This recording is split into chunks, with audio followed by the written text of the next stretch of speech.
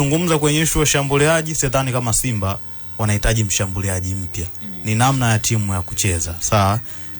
Lakini pia mwalimu ambaye anaweza kudeal na wachezaji kwa rejeshia ile hali ya kujiamini, sababu pia kuna nafasi ambazo wamekuwa wakizipoteza.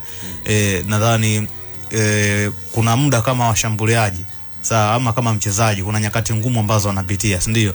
Lakini namna ambavyo mwalimu anaweza kumtreat kwenye kile kipindi ambacho anapitia pia kinaweza kuwa ni njia sahihi, ama njia sahihi ya yeye kurejea kwenye ubora, ama ikawa ndo sababu yeye kutorejea tena katika ubora. Lakini ukiniambia kwenye kikosi cha Simba, eneo lingine ambalo linahitaji mtu, nadhani kwenye eneo la ulinzi, hasa fullback ya kushoto. Unajua kiasili kwenye kikosi cha Simba mtu ambaye ni fullback wa kushoto ni Anthony Mligo peke yake.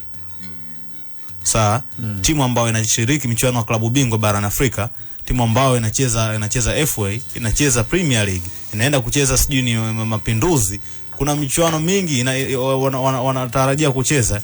Hatufahamu muungano itakuwa vipi. Sawa, kwa mimi nadhani upande wa fullback ya kushoto wanaye Nabi Kamara ambaye ana uwezo kuhudumu huko, lakini kiasili sio nafasi ambayo anacheza. Kwa hiyo ni nafasi ambayo pia inahitaji kuwa na mtu mwingine. Huenda huyu Mbigo ambaye tunamuona kwenye ubora alikuwa nao, akiletewa mtu akauongeza zaidi ubora, kwa sababu mpaka sasa ana uhakika kwamba kwa namna yoyote itakavyokuwa mimi naweza kuanza. Lakini pia kuna mechi ambazo unaona Anthony Mbigo kwamba sasa hivi kungekuwa na mtu ambaye anaweza kacheza kwenye hii nafasi, basi ningemtoa Anthony apumzike, kwa sababu anaonekana bado hajawa na uwezo wa kucheza hizo dakika 90 back to back kwenye mechi nyingi. Tumeona mechi dhidi ya Esperance de Tunis namna ambavyo alicheza. Sawa, kuna baadhi ya michezo kiangalia tunaona kwamba sasa hivi Anthony ni kama upepo vile umekata, si ndio? Sasa nani unayo option? Tayari ulishaanza na Nabi Kamara eneo la midfield. Unakuja kufanya mabadiliko na mtoa Nabi Kamara,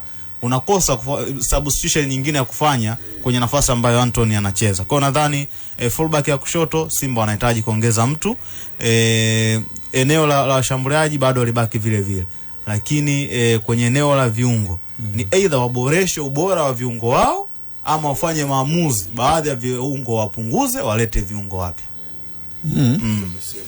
Na mwalimu